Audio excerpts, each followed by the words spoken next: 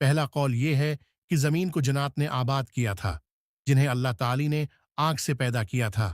یہ رائے اکثر مفسرین قرآن سے مروی ہے۔ طبری رحمہ اللہ نے اپنی تفسیر میں ابن عباس رضی اللہ عنہ سے روایت کی ہے کہ آپ نے فرمایا، زمین پر سب سے پہلے جنہوں نے قیام کیا اور اس میں فساد برپا کیا، خون بہایا اور ایک دوسرے کو قتل کیا۔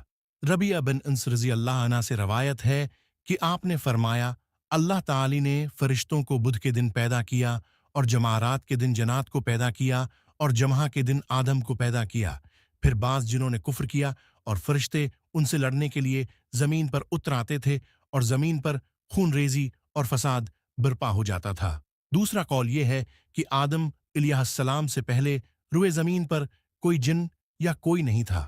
طبری رحمہ اللہ نے اس قول کو اپنی تفسیر میں عبد الرحمن بن زید رضی اللہ عنہ سے نقل کیا ہے۔ انہوں نے کہا، اللہ تعالی نے فرشتوں سے فرمایا، میں چاہتا ہوں کہ زمین پر ایک مخلوق پیدا کروں اور اس کو اس کا خلیفہ بناؤں۔ اس دن اللہ تعالی کی کوئی مخلوق نہیں تھی سوائے فرشتوں کے، اور نہ زمین پر کوئی مخلوق تھی۔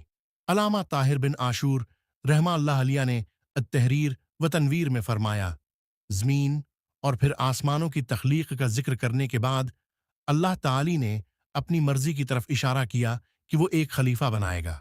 اس سے ظاہر ہوتا ہے کہ خلیفہ پیدا کرنے کے بعد زمین پر سب سے پہلا کام کیا گیا تھا۔ یہاں نائب وہ ہے جو کسی دوسرے کی جائیداد پر قبضہ کرتا ہے اور اس کا انتظام کرتا ہے، اور ضروری نہیں کہ اصل مالک اس جگہ پہلے موجود ہو۔ پس نائب حضرت آدم علیہ السلام تھے، اور نائب کے طور پر ان کا کردار یہ تھا کہ وہ کام کریں جو اللہ تعالی چاہتا تھا، کہ زمین کو الہام اور وحی کی بنیاد پر ترقی دے